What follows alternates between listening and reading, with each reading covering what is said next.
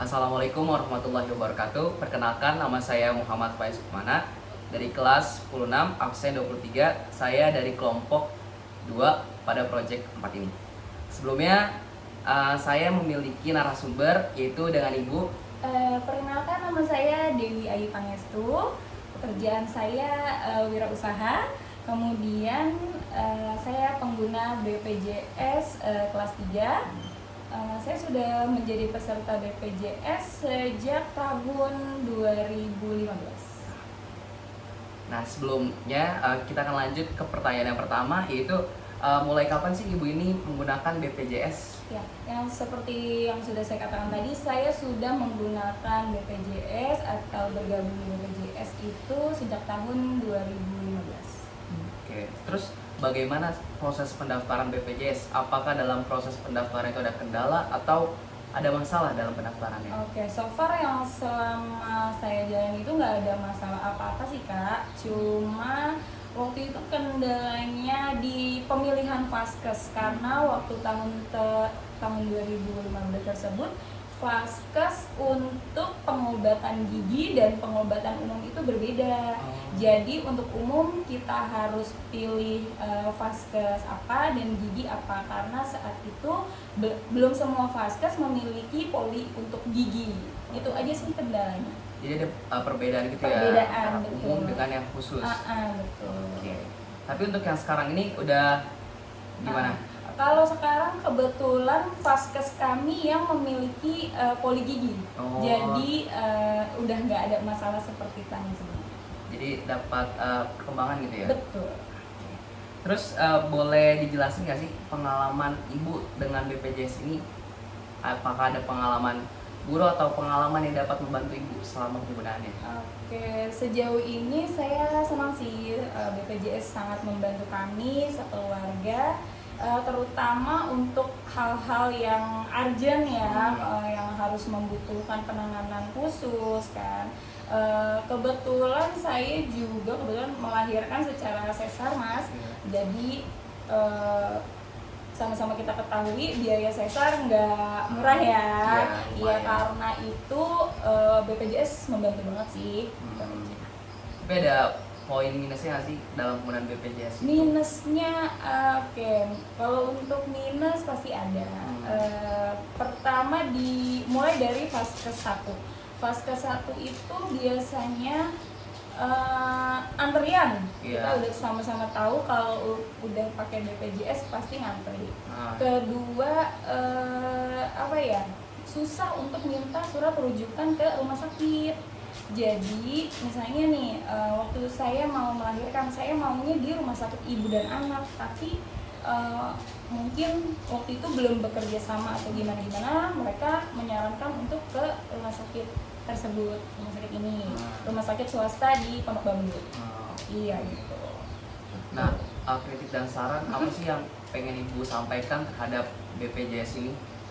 Kritik dan saran buat BPJS, kritiknya pertama mungkin pelayanan dari rumah sakit sih ya. Sebenarnya kalau untuk BPJS-nya saya yakin sudah bagus, cuma ke rumah sakitnya ini aja nih Kak nih, mungkin kan ada yang memandangnya sebelah mata atau menyamaratakan antara asuransi mandiri atau BPJS gitu kan, beda-beda. Kebetulan di rumah sakit tempat saya berobat ini, kritiknya itu kalau peserta BPJS waktu pendaftarannya itu nggak fleksibel.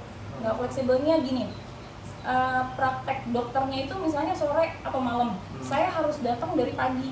Itu kan makan waktu banget ya. Iya, jadi kita harus bolak-balik daftar dulu pagi, kemudian sore dan malamnya balik lagi untuk berobat.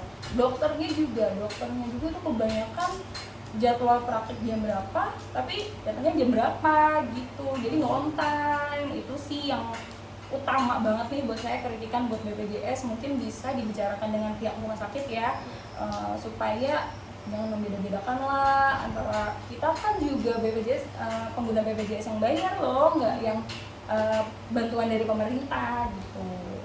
Terus yang kedua, obat-obatan. Obat-obatannya itu kalau untuk pengguna BPJS kita dikasih yang generik. Walaupun BPJS dan Kementerian Kesehatan mengklaim kalau ininya sama, kualitasnya sama.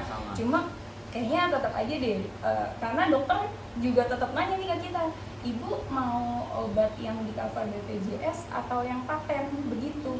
Kalau paten kita harus ini sendiri, bayar sendiri, betul.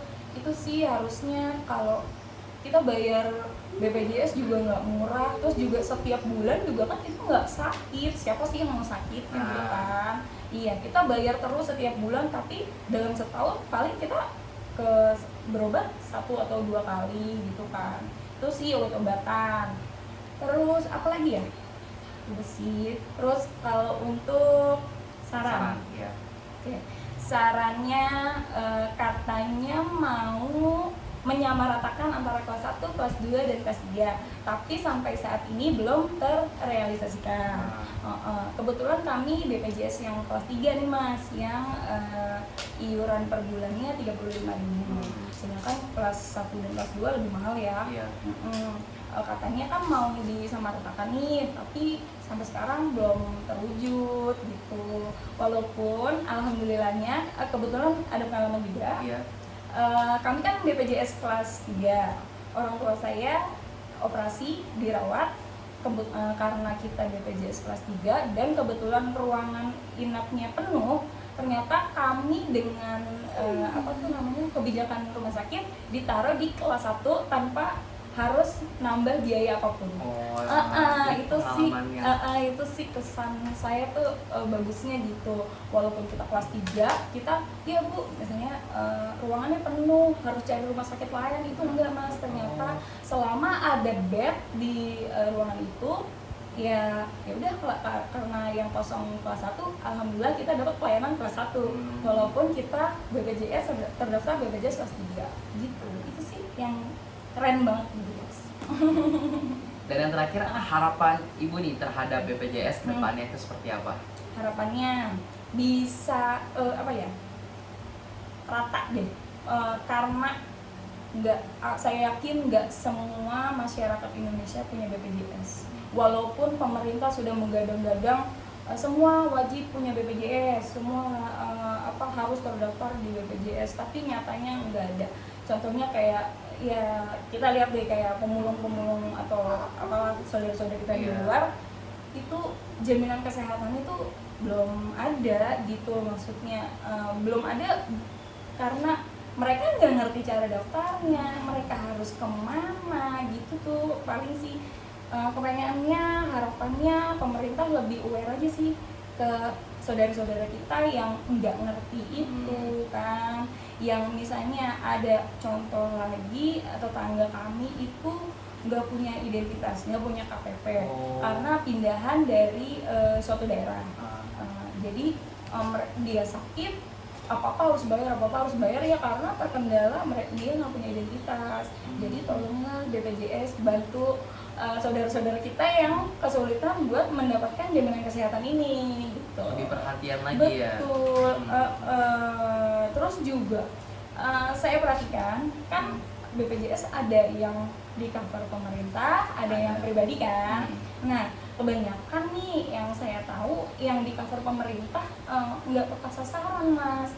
Jadi padahal dia punya kendaraan, motor, punya rumah, atau ya hidupnya layak, tapi mereka BPJS-nya di cover sama pemerintah gitu kan. Padahal yang harusnya lebih diperhatikan kan seperti lansia, ya saudara-saudara kita yang kurang mampu, disabilitas gitu-gitu, yang harusnya yang di cover sama pemerintah gitu. Ya kurang tepat sasaran aja sih.